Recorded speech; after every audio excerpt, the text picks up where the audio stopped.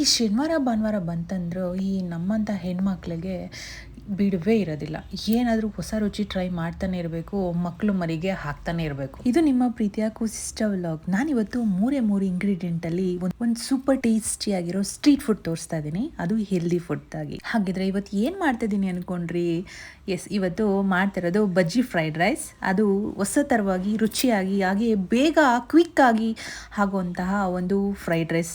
ಭಾನುವಾರದ ಎಷ್ಟೇ ಲೇಟ್ ಆಗಿದ್ರು 5 ನಿಮಿಷಕ್ಕೆ ಮಾಡೋಂಥ ಇದು ಸೂಪರ್ ಟೇಸ್ಟಿಯಾಗಿರೋ ಇವತ್ತು ರೆಸಿಪಿ ಹೇಳ್ತಾ ಇದ್ದೀನಿ. ಈಗ ಹೇಗೆ ಮಾಡೋದು ಅಂತ ನೋಡೋಣ. ಇದಕ್ಕೆ ಬೇಕಾಗಿರೋದು ಈ 3 ಇಂಗ್ರೀಡಿಯೆಂಟ್: ಬಜ್ಜಿ ಮೆಣಸಿನ್ಕಾಯಿ, ಕ್ಯಾರೆಟು, 3 ಈರುಳ್ಳಿ, ಜೊತೆಗೆ ಒಂದು ಹೆಲ್ದಿಯಾಗಿ ಒಂದು 4-5 ಮೊಟ್ಟೆಗಳು ಸಾಕು.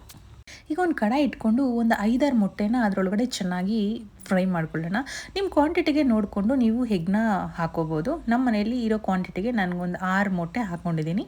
ಇಲ್ಲ ಒಂದು 2-3 ಮಾಡ್ಕೋಬೋದು. ಗಂಡ ಹೆಂಡತಿ ಇಬ್ಬರೇ ಇದ್ದರೆ ಒಂದು 2-3 ಮೊಟ್ಟೆ ಆದರೆ ಸಾಕು ಅನಿಸುತ್ತೆ. ಅದಕ್ಕೆ ರುಚಿಗೆ ತಕ್ಕಷ್ಟು ಉಪ್ಪು, ಹಾಗೆ ಸ್ವಲ್ಪ ಪೆಪ್ಪರ್ ಪೌಡ್ರು, ಒಂದು ಸ್ವಲ್ಪ ಖಾರದ ಪುಡಿ ಹಾಕ್ಕೊಂಡು ಚೆನ್ನಾಗಿ ಫ್ರೈ ಮಾಡ್ಕೊಳ್ಳೋಣ. ಆದರೆ ಇದನ್ನು ಒಂದು 80% ಅಷ್ಟು ಮಾತ್ರ ನಾವು ಬೇಯಿಸ್ಕೋಬೇಕಾಗತ್ತೆ. ಇನ್ನು 20% ಹಾಗೇ ಇರಬೇಕು. ಯಾವುದೇ ಥರ ತುಂಬ ಬೇಯಿಸೋಕೆ ಹೋದರೆ ಅದು ಸ್ವಲ್ಪ ಹಾರ್ಡ್ ಆಗುತ್ತೆ. ಯಾವತ್ತೂ ಅಷ್ಟೇ ಮೊಟ್ಟೆನ ನಾವು ಆಮ್ಲೆಟ್ ಮಾಡೋಕ್ಕಾಗಲಿ ಅಥವಾ ಈ ಥರ ಸ್ಕ್ರ್ಯಾಂಬಲ್ಡ್ ಎಗ್ ಮಾಡೋಕ್ಕೆ ಹೋದಾಗ ನಾವು ಜಾಸ್ತಿ ಫ್ರೈ ಮಾಡಬಾರ್ದು. ಅವಾಗ ಏನಾಗುತ್ತೆ, ಮೊಟ್ಟೆ ಸ್ವಲ್ಪ ಹಾರ್ಡ್ ಆಗುತ್ತೆ, ಮಕ್ಕಳಿಗೆಲ್ಲ ತಿನ್ನೋಕ್ಕೆ ಸ್ವಲ್ಪ ಕಷ್ಟ ಆಗ್ಬೋದು. ಇವಾಗ ಇದನ್ನು ಒಂದು 80% ಅಷ್ಟು ಮಾತ್ರ ಬೇಯಿಸ್ಕೊಂಡಿರೋದು, 20% ಅಷ್ಟು ಹಾಗೆ ಇದೆ. ಈಗ ಮತ್ತೆ ಅದೇ ಕಡಾಯಲ್ಲಿ ಒಂದು 2 ಸ್ಪೂನಷ್ಟು ಎಣ್ಣೆ ಹಾಕ್ಕೊಂಡು ಈರುಳ್ಳಿ ಹಾಗೆ ಹಸಿಮೆಣಸಿನ್ಕಾಯಿ ಆ್ಯಡ್ ಮಾಡ್ಕೊಳ್ಳಿ. ಹಸಿಮೆಣಸಿನ್ಕಾಯಿ ನಾನು ಖಾರದ ಪುಡಿನೂ ಕೂಡ ಹಾಕ್ತಾ ಇರೋದ್ರಿಂದ ಹಸಿಮೆಣಸಿನ್ಕಾಯಿ ನಿಮಗೆ ಖಾರಕ್ಕೆ ನೋಡ್ಕೊಂಡು ಆ್ಯಡ್ ಮಾಡ್ಕೊಳ್ಳಿ.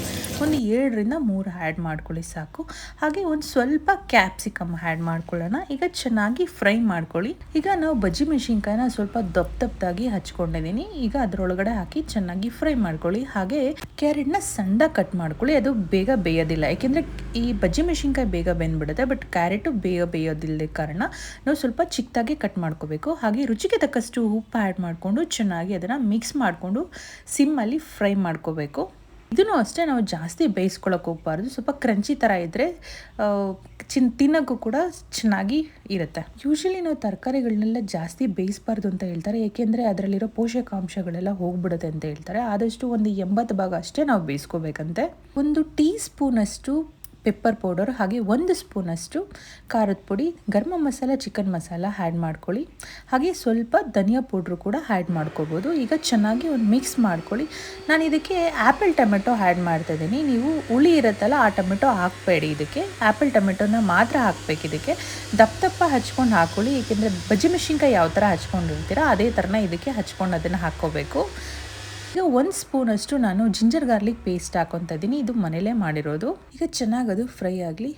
ಹಾಗೆ ನಿಮಗೆ ಲೆಮನ್ ಬೇಕು ಅಂದರೆ ಲೆಮನ್ ಆ್ಯಡ್ ಮಾಡ್ಕೋಬೋದು. ಲೆಮನ್ ಬೇಡ ಅಂದರೆ ತುಂಬ ಸ್ಟ್ರೀಟ್ ಫುಡ್ ಥರ ಇರಬೇಕು ಅಂದರೆ 1 ಸ್ಪೂನಷ್ಟು ಸೋಯಾ ಸಾಸ್ ಆ್ಯಡ್ ಮಾಡ್ಕೊಳ್ಳೋಣ. ಇದು ಸ್ಟ್ರೀಟ್ ಸ್ಟೈಲಲ್ಲಿ ಮಾಡ್ತಿರೋದ್ರಿಂದ ಸ್ವಲ್ಪ ಆ ಥರ ಟಚ್ಚೇ ಕೊಡೋಣ. ಈಗ ನಾವು ಮೊಟ್ಟೆನ ಫ್ರೈ ಮಾಡ್ಕೊಂಡಿದ್ದು ಏನಿರುತ್ತೆ ಅದರೊಳಗಡೆ ಹಾಕ್ಕೊಂಡು ಚೆನ್ನಾಗಿ ಮಿಕ್ಸ್ ಮಾಡ್ಕೊಳ್ಳಿ. ಅದಕ್ಕೂ ಕೂಡ ಉಪ್ಪು ಖಾರ ಎಲ್ಲ ಚೆನ್ನಾಗಿ ಅದಕ್ಕೆ ಇಟ್ಕೋಬೇಕು. ಚೆನ್ನಾಗಿ ಈಗ ಮಿಕ್ಸ್ ಮಾಡ್ಕೊಳ್ಳಿ.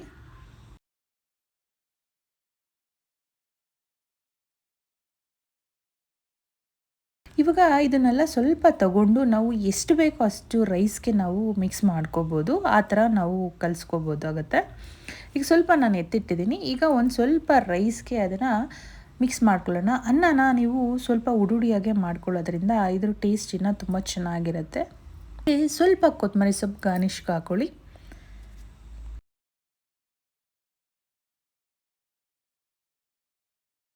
ಈಗ ಚೆನ್ನಾಗಿ ಮಿಕ್ಸ್ ಮಾಡಿಕೊಂಡ್ರೆ ನಮ್ಮ ಬಜ್ಜಿ ಫ್ರೈಡ್ ರೈಸ್ ರೆಡಿ ಆಗುತ್ತೆ.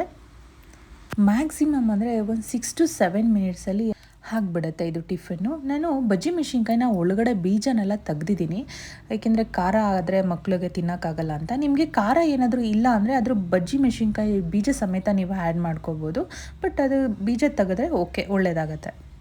ನಾನು ಮಾಡಿದಂತಹ ಈ ಬಜ್ಜಿ ಫ್ರೈಡ್ ರೈಸ್ ನಿಮಗೆ ಇಷ್ಟ ಆಗಿದರೆ ದಯವಿಟ್ಟು ನೀವು ಫ್ಯಾಮಿಲಿ ಫ್ರೆಂಡ್ಸ್ ಜೊತೆಗೆ ಶೇರ್ ಮಾಡಿ. ಆದರೆ ಇಷ್ಟ ಆದರೆ ಲೈಕ್ ಮಾಡಿ. ಸಬ್ಸ್ಕ್ರೈಬ್ ಮಾಡದೆ ನೋಡ್ತಿದ್ರೆ ದಯವಿಟ್ಟು ಸಬ್ಸ್ಕ್ರೈಬ್ ಮಾಡ್ಕೊಳ್ಳಿ. ಈ ಹೊಸ ರೆಸಿಪಿ ನಿಮಗೆ ಇಷ್ಟ ಆಗಿದ್ದರೆ ದಯವಿಟ್ಟು ಒಂದ್ಸಲ ಟ್ರೈ ಮಾಡಿ. ನನಗೆ ಕಮೆಂಟ್ ಸೆಕ್ಷನಲ್ಲಿ ಕಮೆಂಟ್ ಡ್ರಾಪ್ ಮಾಡಿ.